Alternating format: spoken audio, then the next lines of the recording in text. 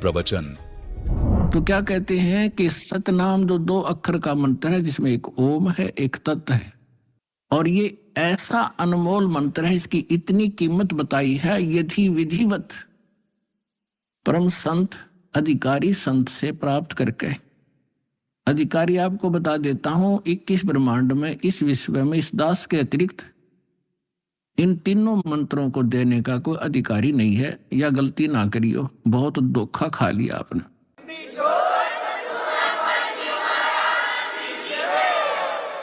और कोई निकम्मी आत्मा इस दास से मंत्र प्राप्त करके स्वयं संत बनकर ये दान कर रहा है, वो महा अपराधी है भगवान का, और धोखेबाज है। वो डुप्लीकेट बना रहा है वो पासपोर्ट, जो आगे जाके आपको बहुत धोखा देगा। उसको काल का पक्का दूत समझना, उससे आप भी बचना, और जहां तक संभव हो जिसने उनको फंसा रखा है उन भाई बहनों को भी सतर्क करना प्यार से। तो क्या बताते हैं, इस सतनाम के 2 अक्षर के मंत्र का श्वास उश्वास से नाम जपना होता है। परमात्मा कहते हैं, श्वास उश्वास में नाम जपो, व्यर्थ सांस मत खो, ना जाने इसी श्वास को आवन हो के न हो। फिर क्या बताते हैं कि ये इतना एक श्वास का एक सतनाम एक भी आपने सुमन कर लिया विधिवत अधिकारी संत से, और बिल्कुल सावधानी से, यानी सिमरण जब करते हो सतनाम का, बाहर जो मंत्र छोड़ते हो उसके ऊपर उसकी अंदर से जो उच्चारण होता है, श्वास के द्वारा महसूस होता है मैं क्या बोल रहा हूं, और बाहर श्वास छोड़ते समय कौन से मंत्र का उच्चारण होता है, उसको अजप्पा जाप कहते हैं। बाहर छोड़ते हैं, उस मंत्र के उच्चारण पर आपकी सुरत और नृत्य लगी रहे, मन लगा रहे। अंदर जौन सा लेते हैं, जो 2 अक्षर में से एक अंदर लेते हैं, उसके ऊपर भी आपका ध्यान रहे। वैसे मतलब नहीं कि आत्मा माला फिरती रहे, सांस चलता रहे और सुमन होता रहे, ये नहीं चलेगा। सुरत नृत्य मन पवन, ये चारों पदार्थ एकत्रित करने होते हैं।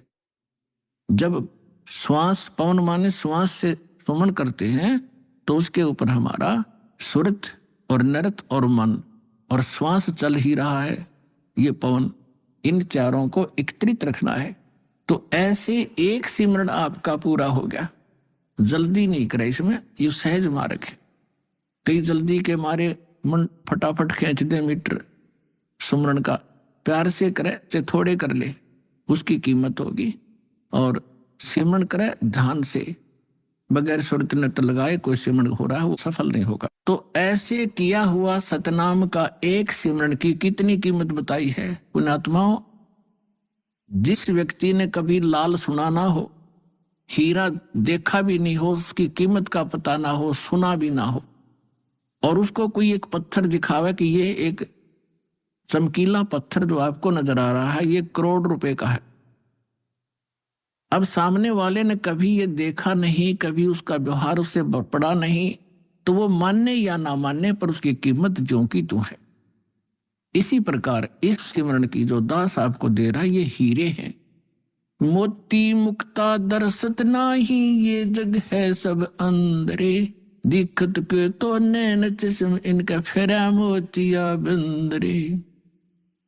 चारों युग में मेरे संत पुकारे, और कूक कहा हम हेल रे, हीरे माणिक मोती बरसे, ये जग चुगता ढेल रे। परमात्मा ने कहा कि मैं चारों युगों में आया हूं। सतयुग में सतसुकृत नाम था मेरा, और त्रेता में मुनिंदर, द्वापर में करुणा में, और इस कलयुग में कबीर नाम से मैं आया हूं। तो चारों युगों में मैं आया हूं। और परमात्मा का विधान वेदों से आपको बहुत बार बताया है कि वो परमात्मा कैसी लीला करता है। ऊपर रहता है सतलोक में, सह शरीर मनुष्य सदृश है, वहां राजा के समान एक सिंहासन पर विराजमान है। वहां से गति करके आते हैं या अच्छी आत्माओं को मिलते हैं, उनको अपने से परिचित कराते हैं सचखंड सतलोक ले जाके, फिर उनको वापस छोड़ते हैं। फिर वो परमात्मा से परिचित महापुरुष परमात्मा के उस यथार्थ ज्ञान को संसार के अंदर फैलाते हैं और परमात्मा स्वयं भी वही काम करने के लिए आते हैं। एक कवियों की तरह लोकोक्तियों के माध्यम से अपने ज्ञान को प्रचार करते हैं। तो क्या बता रहे हैं, चारों युग में संत पुकारे, कूक कहा हम हेल रे, हीरे माणिक मोती वर्षे ये जग जुगता ढेल रे। हम सतज्ञान